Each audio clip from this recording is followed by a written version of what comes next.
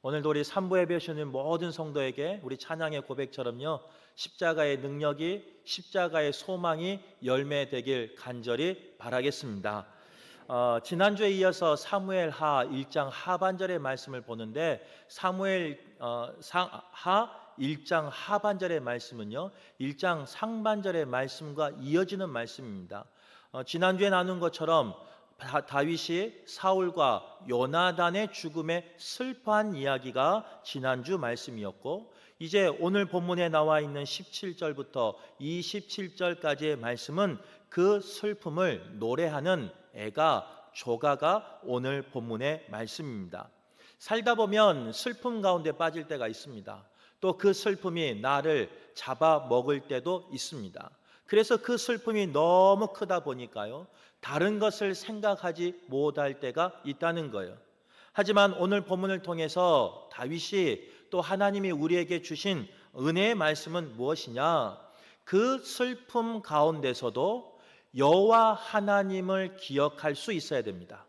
그 슬픔 가운데서도 눈물과 애통만 있는 것이 아니라 소망을, 또 하나님이 통치하시는 그 나라를 바라볼 수 있어야 된다는 거예요. 오늘 예배하는 우리 모든 성도가 여러 가지 힘듦과 어려움이 있을 수 있겠지만 그 현실만 바라보는 것이 아니라 그 현실 속에서도 소망을 갖기를 바라고, 또 내 삶을 주관하시는 주인 되신 여호와 하나님을 만날 수 있는 저와 여러분 되시길 간절히 바라겠습니다. 오늘 말씀에 보면요, 다윗은 그 슬픔 가운데 그 슬픔만 부르짖는 게 아니에요. 더 나아가 유대 이스라엘 백성들 가운데 이제 그 슬픔에만 있는 것이 아니라 그 백성들을, 지도자에 대한 예우를 갖출 수 있도록 이 조가를 통해서, 애가를 통해서 이끌어가는 것을 볼 수 있습니다.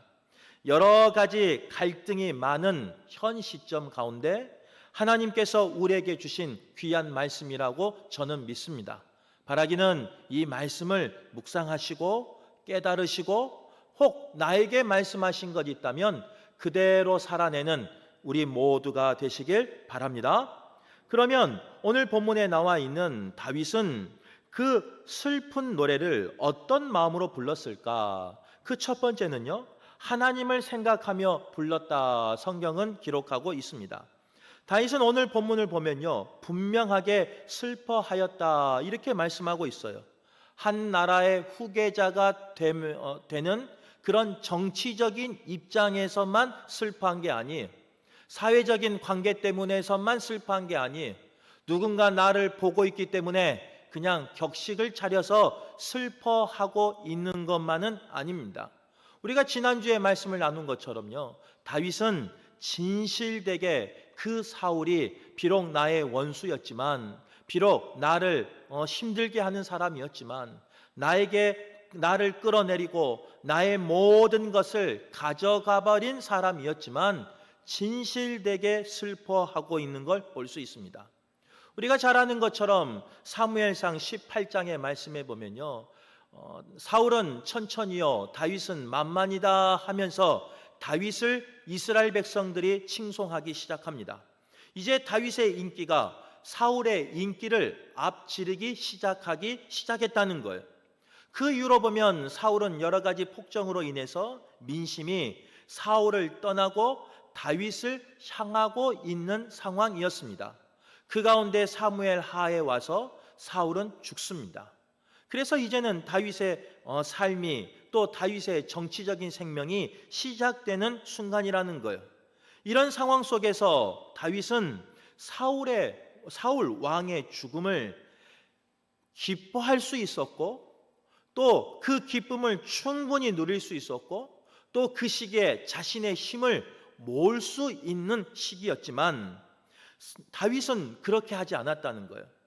개인적으로든 민족적으로 보았든, 아니면 하나님의 말씀에 불순종한 사울이 심판받은 그 시기이기에, 하나님의 나라의 공의가 이루어지는 시기이기에 분명히 여러 가지 긍정적인 요소, 기쁨의 요소가 충만했습니다. 그런데도 불구하고 다윗은 어떻게 하느냐?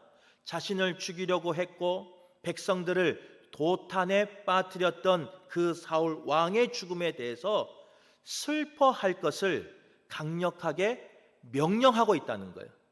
나만 슬퍼하는 것이 아니라 그 백성들에게 명령하고 있다는 거예요.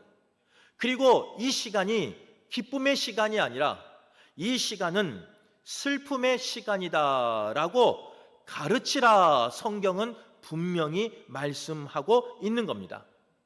사울 왕에게는 우리가 아는 것처럼요, 부족함이 있었습니다. 연약함이 있었습니다.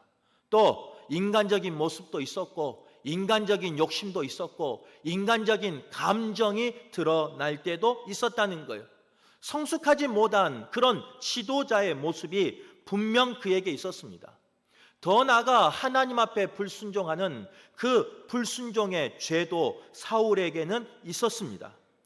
그럼에도 불구하고 다윗은 왜 그를 오늘 조가를 부르며 애가를 부르며 슬퍼하며 가르치라 이렇게 말을 했느냐? 다른 게 아니에요.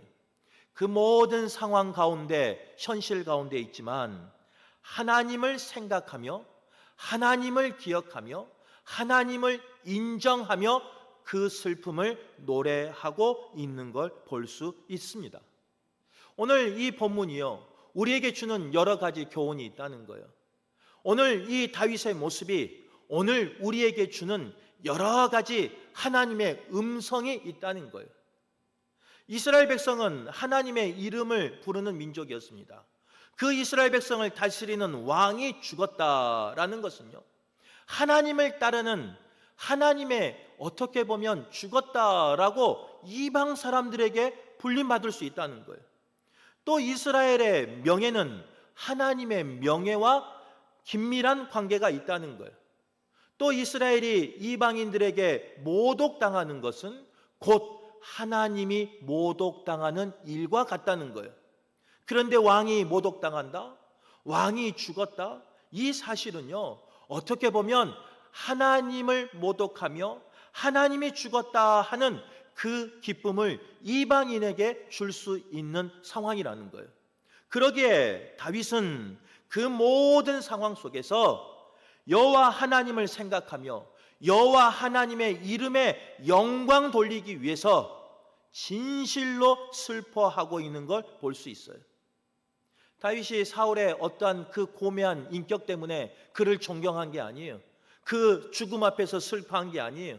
그가 이루었던 그 업적을 생각하며 슬퍼한 게 아니라는 거예요.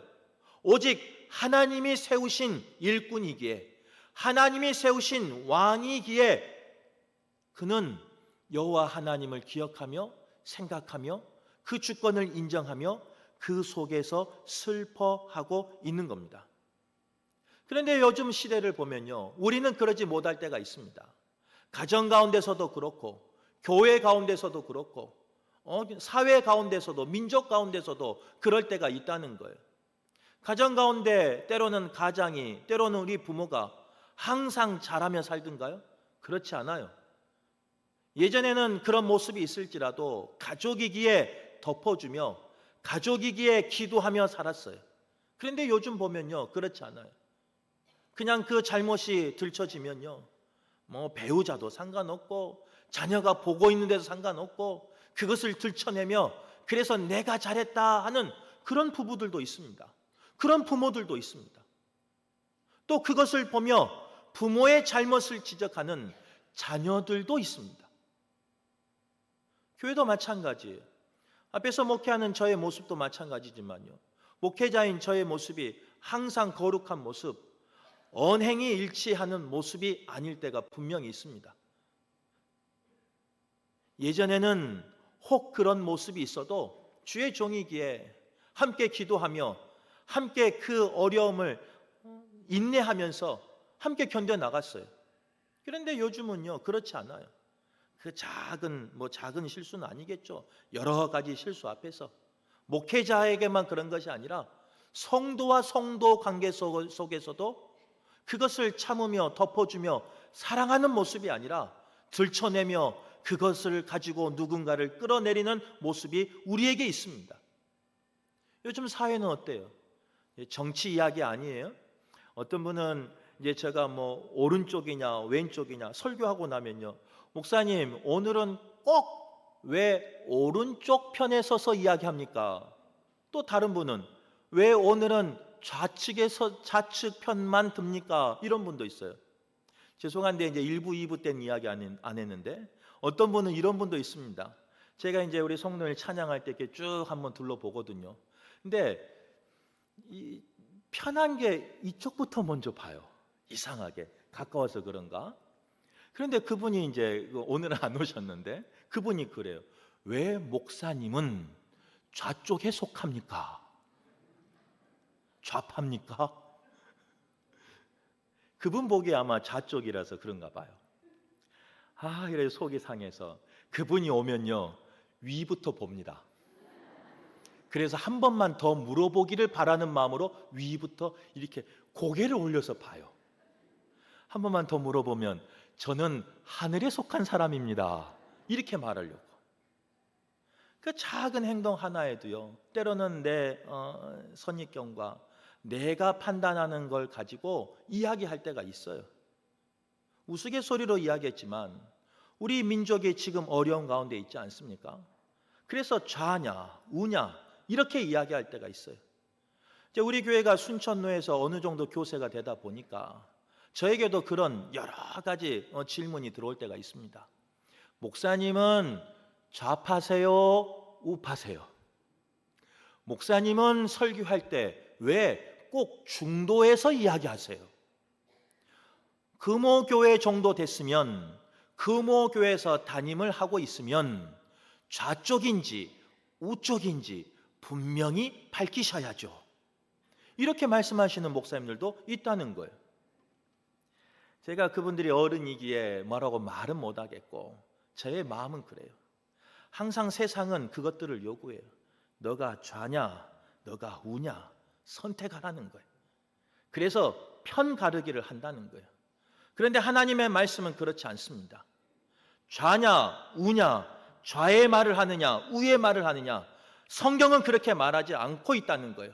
오직 하나님의 영광을 위해서 말하고 하나님의 영광을 위해서 선택하고 하나님의 영광을 위해서 행동하라, 이렇게 말씀하고 있다는 거예요. 오늘 이 말씀에 보면요, 다윗은 자신의 유익이 있었어요. 자신의 기쁨이 있었어요.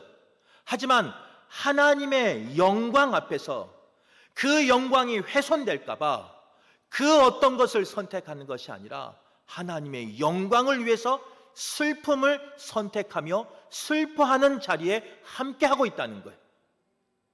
바라기는 우리 교회가 좌나 우나 세상 말에 속하는 것이 아니라 오직 하나님의 영광을 위해서 쓰임받는 우리 모두가 되시길 간절히 바라겠습니다. 내가 말하는 것이 하나님의 이름 가운데 영광이 되는지, 내가 행동하는 것이, 내가 결정하는 것이, 내가 행하는 것이 하나님의 나라 가운데 쓰임받는 것인지, 그것이 내 삶의 기준되는 우리 모두가 될 수 있길 간절히 바라겠습니다. 두 번째로요, 오늘 다윗이 부른 슬픈 노래는 상대방을 존중하며 불렀다, 이렇게 성경은 기록하고 있습니다. 아마 이제 사무엘 그 상 마지막 장에 보면요, 전투가 벌어지는 상황이었습니다. 그 전투가 벌어지는 상황은 아비규환의 상황이었을 겁니다. 수많은 군사가 죽어가는, 피 흘리는 그런 상황이에요. 조금 전까지만 해도 나와 마음을 나누었던, 기도 제목을 나누었던, 또 함께 하기를 작정했던, 소망을 가졌던 사랑하는 옆에 사람들이 활과 칼에 무너지는 상황이 바로 그 전쟁의 상황이라는 거예요. 그런 공포 가운데 있었던 상황이었는데 오늘 다윗은 그런 공포 가운데 있었던 사울과 요나단을 뭐라고 칭송하느냐? 끝까지 물러서지 않고 용감하게 싸웠던 용사라고 표현합니다. 더 나가서 이스라엘의 용사라고 표현하고요, 생전에 사랑스럽고 아름다운 자라고 표현하고 있습니다. 우리가 알고 있듯이 누군가에게는 생전에 살면서요, 용사였고 사랑받은 사람이었고 아름다운 자일 수 있어요. 하지만 이 애가를 부르는 다윗에게만큼은 사랑받는 자는 아니었죠. 원수였죠. 다윗에게만큼은 아름다운 사람은 아니었죠. 보기 싫은 사람이었겠죠. 그리고 오늘 성경에 보면 죽을 때까지 서로 떠나지 않았다라고 기록하고 있지만 사무엘상의 말씀에 보면 사울과 요나단이 죽은 곳은 다른 곳입니다. 또 사울과 요나단을 독수리보다 빠르고 사자보다 강하다라고 말했지만 정말 그들이 독수리보다 빠르고 사자보다 강했다면 적어도 이 마지막 전쟁에서는 이겼어야죠. 이기지는 못해도 그 독수리와 같이 빠름으로 사자와 같이 강함으로 그 죽음의 자리는 피했어야죠. 그러나 그들은 독수리같이 빠르지 않았고 사자보다 강하지 않았어요. 결국 전쟁에서 죽는 사람이 되고 말았다는 거예요. 오늘 읽었던 24절 말씀에게는요, 붉은 옷으로 너희를 화려하게 입혔다, 금 놀이개로 너희를 채웠다라고 고백하지만 누군가에게는 분명 그런 혜택이 있었을 겁니다. 하지만 이스라엘 백성 모두에게는 그런 혜택은 없었어요. 애가를 쓰고 있는 다윗에게는요, 붉은 옷이 아니라 피를 흘리기를 원하는 마음으로 창을 던졌던 사람이 사울이에요. 칼을 휘둘렀던 사람이 사울이에요. 금놀이개는커녕 가지고 있는 아내까지 빼앗아 버린 사람이 누구였느냐? 사울이었어요. 그런데도 불구하고 다윗은 그의 죽음 앞에 뭐라고 노래하느냐? 애통하느냐? 오늘 본문처럼 이렇게 말씀하고 있다는 거예요. 어떻게 그게 가능할까? 많은 사람들 대부분은요, 자기와 원수지간에 있다면 그 사람의 부정적인 것을 말할 때가 많습니다. 또 그 사람을 비판하거나 그 사람을 깎아내릴 때가 있습니다. 원수지간이니까 그럴 수 있죠. 하지만 요즘은요, 원수가 아니어도요, 내 편이 아니어도 그렇게 말할 때가 있어요. 나와 다른 색깔을 가지고 있을 때도 그렇게 말할 때가 있어요. 작은 갈등 때문에 이견 차이가 있어도 우리 사람들은 부정적인 말을 하고 비판하고 깎아내릴 때가 있습니다. 그 사람의 실수를 크게 부각시킬 때도 있고요. 그 사람의 약점을 말할 때가 있고요. 나의 입장을 정당화하면서 그 사람을 죽이려고 하는 상황이 지금의 상황이라는 거예요. 그런 우리에게 오늘 본문의 말씀은 뭐라고 말씀하고 있느냐? 그 가운데서도 하나님의 영광을 위하여 누군가를 존중하며 대하라, 이렇게 말씀하고 있다는 거예요. 민족 가운데 덕스럽지 못한 일들이 일어나고 있어요. 불행한 것은 교회 가운데서도 그런 일이 있을 때가 있습니다. 목사도 그렇고 직분자도 그렇고 성도도 그럴 때가 있습니다. 그런 우리에게 오늘 본문의 말씀은요, 나의 감정을 있는 그대로 드러내는 것이 아니라 하나님의 말씀대로 살아내라, 이렇게 말하는 거예요.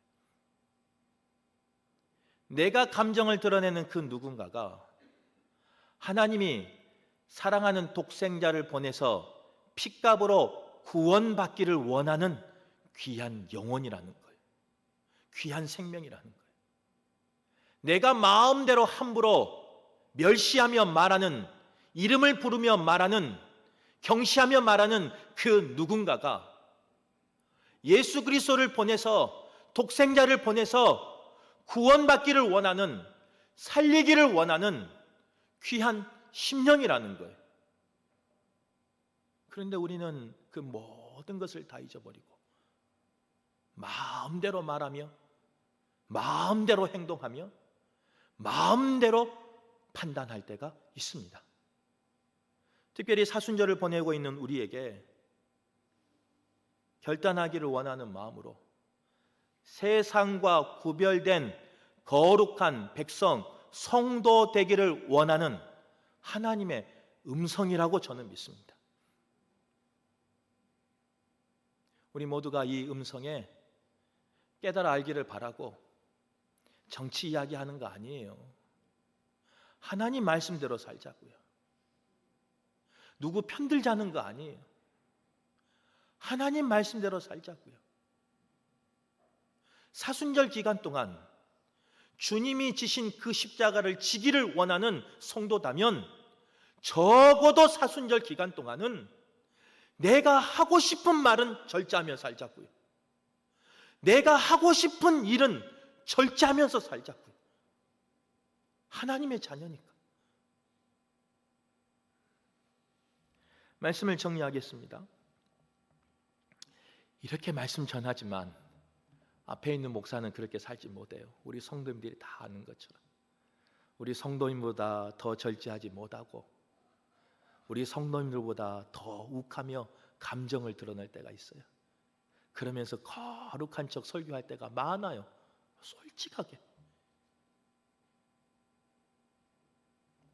지금까지는 그랬을지라도 오늘 말씀을 선포하였고 오늘 말씀을 들었으니까 이제부터서라도 이번 적어도 사순절 기간 동안 가정 가운데, 교회 가운데, 우리의 민족 가운데 여러 가지 일들이 일어날지라도 절제할 수 있는, 또 하나님을 기억하며 하나님을 인정하며 상대방을 존중하는 귀한 사순절 기간 되길 간절히 바라겠습니다. 저도 우리 성도들한테 설교했으니까요, 그렇게 살려고 노력할 거니까 그동안은 그렇게 못했어요. 하지만 이제부터라도 그렇게 살려고 노력할 거니까 우리 성도님들도 그런 십자가를 지는 삶 사셔서 승리하는 우리 성도들 되시길 간절히 바라겠습니다.